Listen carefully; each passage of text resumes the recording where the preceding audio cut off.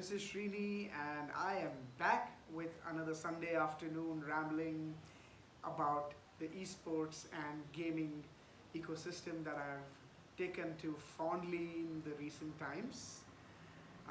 But you know what? It's not so recent as you think. I've been, of course, as I told you last time, involved in the gaming sphere and gaming for the longest time. I mean, of course, who hasn't, right?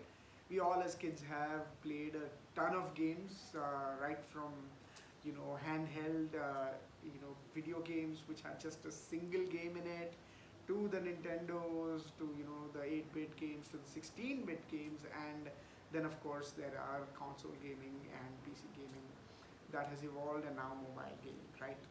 But I'm going to take you back a little bit in terms of how I started with the profession of gaming, in a sense.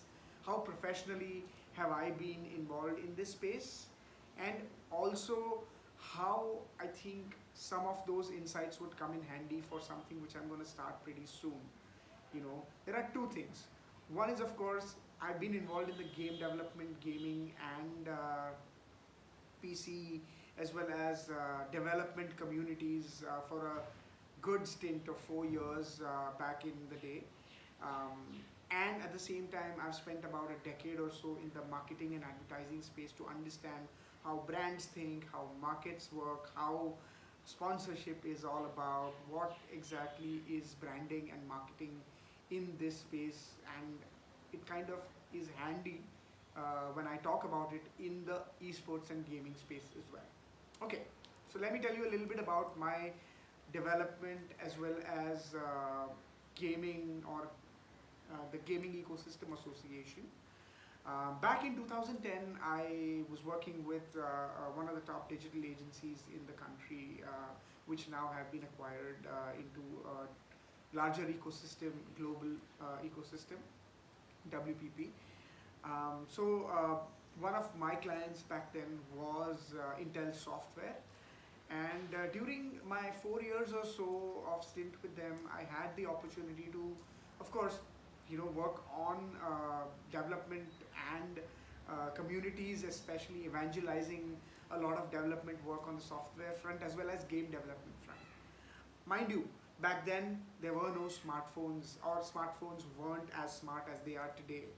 A lot of build and a lot of ecosystem work happened on, of course, flash games, the mini clip likes games that were developed, and a lot of PC games of those kind. And then there is, of course, the ones that all of us play, AAA related games, and based on Unity and Unreal Engine. So I've had a chance to work with a bunch of developers in the ecosystem, help them with our initiatives that gave them a global stage. And I met a lot of people at within the IGDC, as well as the game development community at the NASCOM events that used to happen in Hyderabad and Pune, game developer conferences. In fact, I also I'm proud to kind of host one of the pitch that game developers did to the Intel software ecosystem called Level Up, which gave them an opportunity. One of the top winners got an opportunity to also represent their developed game in the in the Bay Area, in fact. So anyways, that's how long I have been involved, how long back I started understanding the gaming ecosystem, game development. And I thought there's definitely a lot more to grow in this space. And that was about 4 years I spent understanding that space. Then I've always been a gamer, and I loved gaming, took to mobile gaming for a bit. Recently I took to PC gaming back again, also done console gaming for sure. But having spent so much time, I understood one insight about gamers, game developers, and and of course the ecosystem. And that's something which I understood at the age of 19. So get this, I started working with a friend of mine, and he had a cyber cafe. Okay, those were a thing where people used to pay money to browse the internet. Like, they used to probably spend an hour browsing the internet, maybe more if you are into online chatting and the whole works of online relationships. But by and large, people used to come to their work on the internet and then they leave. And I realized a lot of, the systems that he had were good enough to kind of run some really, really decent games, at least back in the day. Plus, he also and I as well built games, so we sort of got, setups done. We went to Lamington Road, bought a bunch of PCs which could really withstand a good amount of gaming, and we decided to kind of convert this cafe into a gaming cafe as well, right? Now the insight behind that is a very, very shrewd and astute insight which applies today as well. Most of the times, if you have work on the internet back in the day, if you want to surf internet, pay for it, you'd probably spend max 1 or 2 hours and then leave, right? You won't be attached and hooked onto the PC for a longer time than that. But with gaming, I realized that, most of the times if they got into got onto the laptop or the gaming PC, they would spend hours and hours competing with others, competing with each other, and playing. Back then, multiplayer online gaming was not that big. A lot of the times you would probably play levels, story-based games, as well as, you know um, games which involved you leveling up, pretty much like what Clash of Clans today is probably, or Age of Empires was very popular. And then there's of course FIFA, there was Half-Life, and then Counter-Strike, the early version of course, was something that people played, and a lot.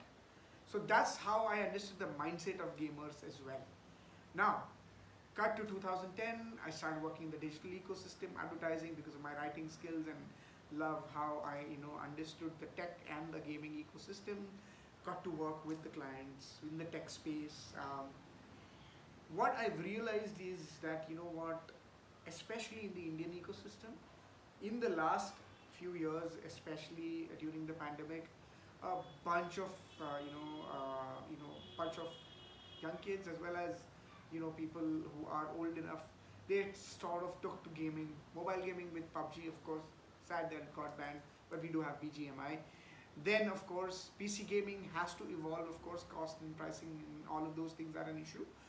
But what's important to know is that gaming ecosystem and gaming sphere is no longer just about the gamer themselves or about the gaming community themselves. A lot of interest is now in this ecosystem because there is a ton of new audience, there's a ton of old audience, there's a huge subset and a set, and there's a ton of people who are constantly involved in either building a game, playing a game, marketing a game, having a team, building a team. There's a whole ecosystem that has built itself. I'm so fascinated by the PC gaming space, whether it's CSGO or Valorant, for that matter. And then I've also realized that mobile gaming has definitely a lot larger size audiences because, face it, like India has a great mobile economy and audience who can afford good feature phones and smartphones, which actually can help them game and play these games. And there are aspirants who come from tier 2, tier 3 cities. They get involved with different types of esports organizations which kind of hire them. They get to play in large tournaments which have a great prize pool. They became a lot of these people became content creators as well, so they get revenue through brand integration, sponsorship. While albeit right now the brand integration and sponsorships are happening very much in the tech and electronic space, with a lot of those brands coming in, I think this market is ripe for a lot more brands to get in. I mean, I know of course all the energy drinks are there in this space. Then very recently we've had Gillette, who did a really interesting piece with one of the top stars of the Valorant gaming community. And I think fashion, whether it is the shirts that I'm wearing, a lot of other markets are also opening up to the gaming ecosystem. So that is something which I'm working on, and I hopefully should be out with an article pretty soon in the next week or so. And I think one of the best things to happen in this